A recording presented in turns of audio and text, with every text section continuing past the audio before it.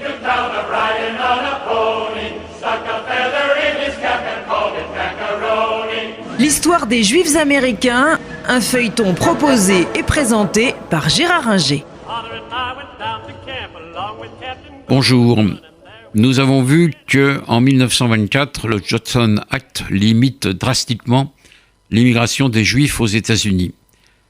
Cela nous conduit à dire un mot des autres pays américains, parce que eux vont continuer à recevoir des Juifs en nombre important, à peu près jusqu'au milieu des années 30 et même un peu au-delà. C'est le cas notamment du Canada, puisque si les Juifs ne peuvent pas aller aux États-Unis, beaucoup se tournent vers le Canada et on compte une immigration pas négligeable du côté de Montréal et de Toronto. Les Juifs qui viennent là dans les années 20 et 30, s'assimilant plutôt aux communautés anglophones, plutôt que francophones, même à Montréal, parce que la communauté québécoise est une communauté très catholique qui vit autour de ses prêtres et de gouvernements québécois pas toujours très libéraux et donc marqués par un antisémitisme réel, ce qui conduit donc nécessairement les Juifs à se tourner plutôt du côté anglophone. Bien plus tard, à partir des années 50-60, viendront au Canada des Juifs d'Égypte et du Maroc qui, eux, se tourneront plutôt du côté francophone. Mais encore aujourd'hui, on le voit bien, à Montréal, qui compte 20% environ d'anglophones, les Juifs, notamment les Juifs orthodoxes, sont tous anglophones et ont des difficultés avec le français, sinon avec la communauté québécoise, qui trouvent que leur religion est parfois exacerbée, puisqu'il y a une communauté orthodoxe forte, très forte à Montréal, ce qui provoque parfois des réactions antisémites, notamment chez les partisans de l'indépendance québécoise, qui ne manqueront pas de dire, après l'échec des 2 référendums qui auront lieu dans les années 70 et 80, que c'est un peu à cause des Juifs, c'est ce que disait M. Parizeau, le chef du Parti québécois, que le Québec n'est pas indépendant. Bon, c'est presque un épiphénomène, parce que les Québécois aujourd'hui ne sont pas plus antisémites que d'autres, mais ça a été dit. D'autres se tournent vers l'Amérique latine, quand les portes des États-Unis sont fermées, essentiellement vers l'Argentine, où dès les années 1890, il y a une communauté juive importante, qui vient grâce au baron de Hirsch, qui crée des villages dans la Pampa et qui crée également dans cette Pampa des colonies agricoles.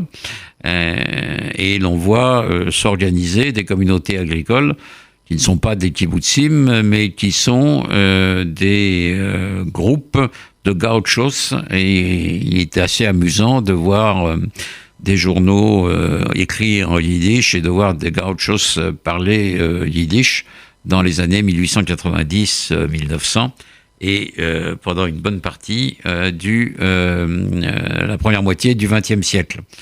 Bon, ensuite, les Juifs vont se tourner vers les villes, c'est-à-dire essentiellement Buenos Aires, mais pas uniquement quand même, on trouve à Tucumán, à Cordoba, dans les grandes villes argentines. Et là, ils vont prospérer dans le commerce, dans les affaires.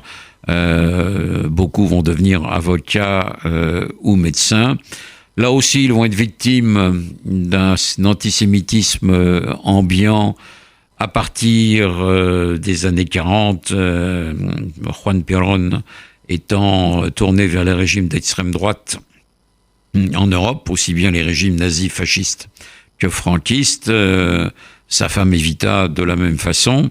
Mais il n'y aura pas vraiment de persécution anti-juive et les Juifs vont constituer, et constituent encore aujourd'hui, une communauté importante qui dépasse les 300 000 personnes, ce qui en fait la communauté la plus importante du continent américain après les États-Unis.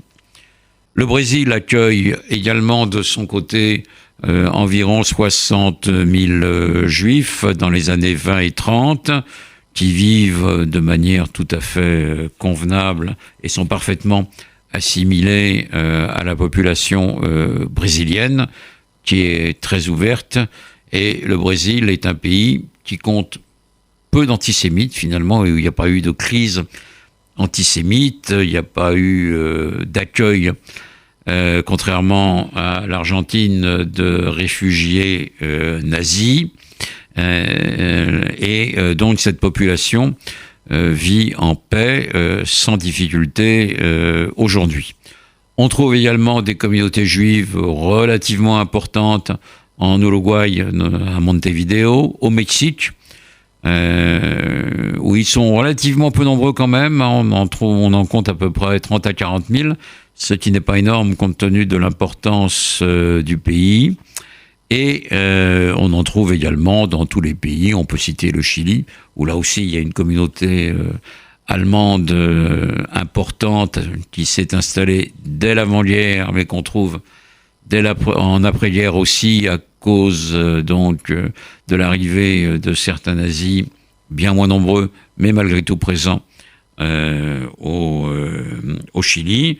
Bref, l'Amérique latine compte des communautés qui sont venues à partir des années 1925 jusqu'aux années 1935-40 et puis après la guerre, tout simplement parce qu'aux États-Unis, les portes étaient fermées et qu'il fallait trouver une terre d'accueil. Donc le judaïsme latino-américain est né essentiellement du Johnson Act, mais ensuite, naturellement, il va vivre sa vie de manière très différente de celle des Juifs des États-Unis. The music and the step and with the girls we handy.